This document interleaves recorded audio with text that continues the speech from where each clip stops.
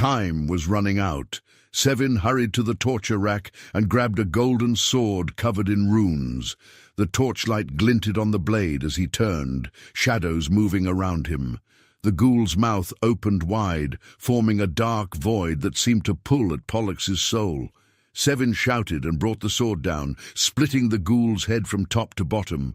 The blade rang out, and a burst of ghostly energy shot from the wound, breaking the last of the ghoul's curse.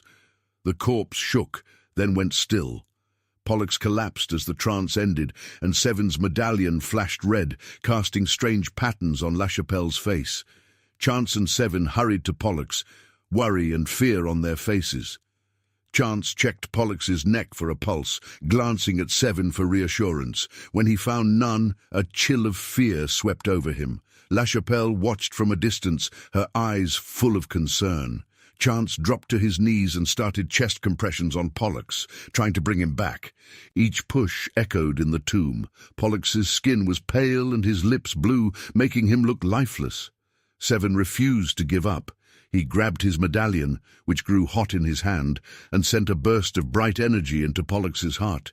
The shock jolted Pollux's body, as if pulling him back from death.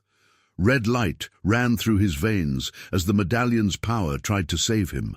Pollux's chest rose as he gasped for air, breaking the silence. The group felt relief, but fear remained. Pollux's eyes opened, but his stare was strange. His pupils swirled, looking past everyone as if he had seen another world. Sevyn and Chance exchanged worried looks. Pollux was back, but something had changed. "I know that look," LaChapelle said quietly. "That's the gaze of a soul who's looked past the world's surface, who's seen what lies behind the veil. Some sights never leave you." "What look are you talking about? Didn't you see what just happened? We have every right to be scared," Sevyn replied, his voice shaking with frustration as the tension grew. At that moment, Mr. Abgel rushed into the chamber, panicked and desperate, calling for his son. "I tried, God knows I tried. I saw him at the crossroads." Mr. Abgel's voice broke with anguish. He staggered forward, then stopped, noticing the emptiness in Pollux's stare, a look fixed on things no living mind should see. "How is this possible? I thought I lost you, Pollux." Mr. Abgel gasped, hurrying to his son's side.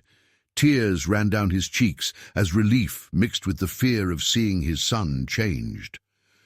"What's going on?" Chance asked LaChapelle in a low voice, overwhelmed by the chaos around him. LaChapelle took a deep breath, her eyes serious. "Listen well. The ghoul bartered Pollux's soul to Satan, a devil's bargain, body for essence. Sevyn stopped the ritual just in time. One heartbeat later, and Pollux would have been trapped in the demon realm's labyrinth, lost to us forever." The weight of what had happened filled the room, and Castor's voice shook with fear. "So, my brother will never be the same?" Worry for Pollux's safety hung over the group, showing how serious their situation was. "I can't say for sure. It's too early to tell," LaChapelle said urgently. "Time is critical. Someone must enter the demon realm to retrieve Pollux's soul fragment before it's lost forever. I can't go. It would cause an inter-kingdom conflict.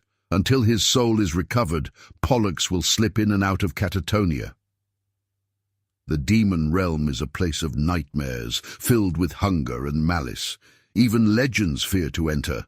Lost souls wander in the darkness, their cries echoing through the endless void." Mr. Abgel's voice broke the heavy silence. It carried the weight of the difficult task ahead and filled the room with foreboding. "Sevyn's the Garnet Warrior, right? He can bring Pollux back," Castor said, though he sounded uneasy about the dangers ahead. Sevyn's courage had always inspired those around him, giving hope even in the worst times. "Your foresight honors us, Castor," Mr. Abgel said, looking between the brothers with both admiration and dread.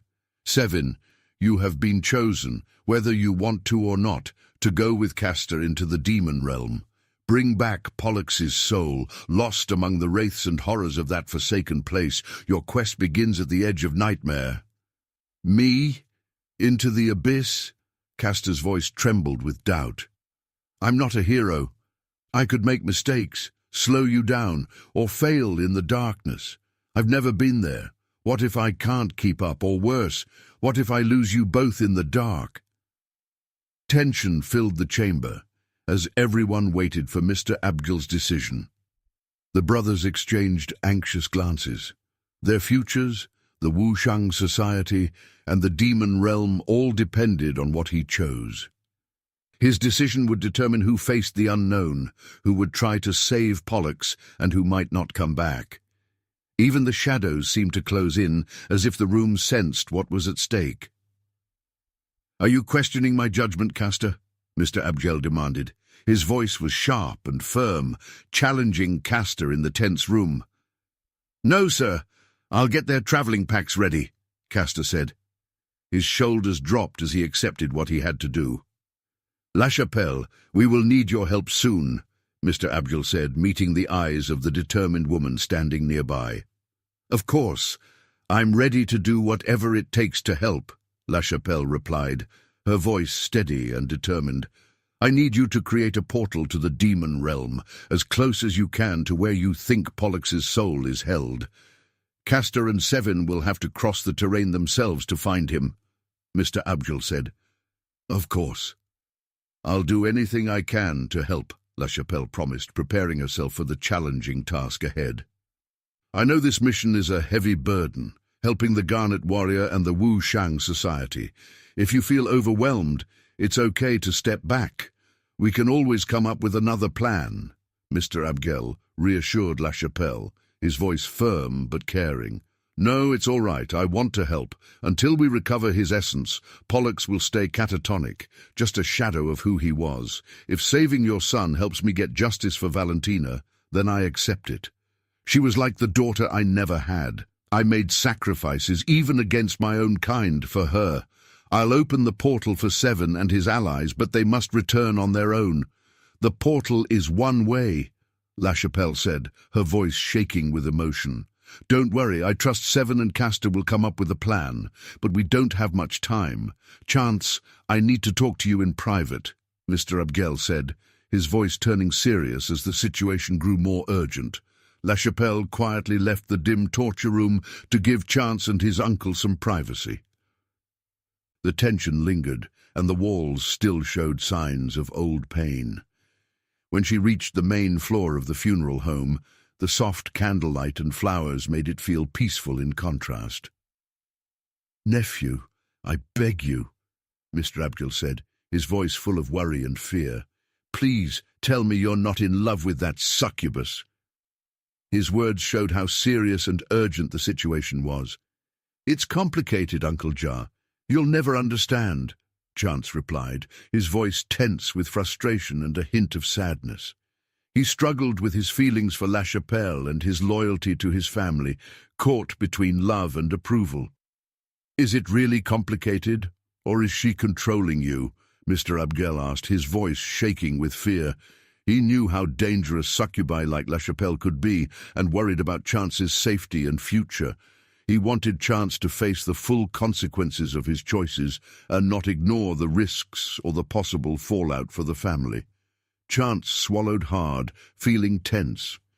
"You see, Uncle Jacques, there's something I haven't told my mother yet. I'm waiting to see how things go with La Chapelle." His words left an uneasy, secretive silence. "No, that's not the reason," Mr. Abgel said sharply. "If we're honest, you haven't told your mother because you know she won't approve. How can you keep this secret from her? You're not like Sevyn, who didn't know Valentina was a demon or a princess. You can't start a relationship with someone like La Chapelle without thinking about the consequences.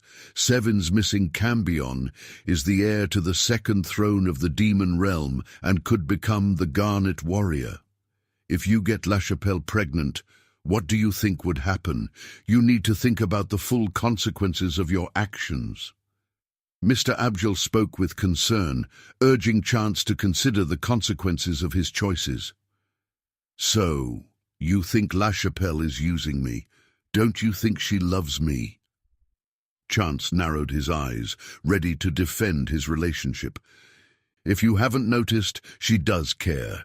She's truly worried about who killed her niece. After all the late-night talks and shared tears, I was the one who started our relationship, even with the risks. My choices are my own, not yours or my mother's, he said firmly. You need to snap out of this, Mr. Abgel replied, his voice cold and serious. That woman is manipulating you, casting spells on your heart and clouding your judgment. If this keeps up, it will end in disaster for you and for all of us. If she were to get pregnant, can you even imagine the fallout? The political consequences within the Wu Shang Society would be huge. Bloodlines would be thrown into chaos, rival factions would sense weakness, and old enemies might take their chance to attack. Your mother would agree with me on this. She knows the dangers of forbidden unions. We are bound by laws older than any of us, and breaking them comes at a terrible price, he warned, his words heavy with warning. How can you say that? Chance shot back, disbelief in his voice. Who do you think you are? You're not my father. He's been gone for over a decade. You had your chance to help my mother when she needed you most, but you were always too busy with the Wu Shang Society. Why do you keep bringing her into this?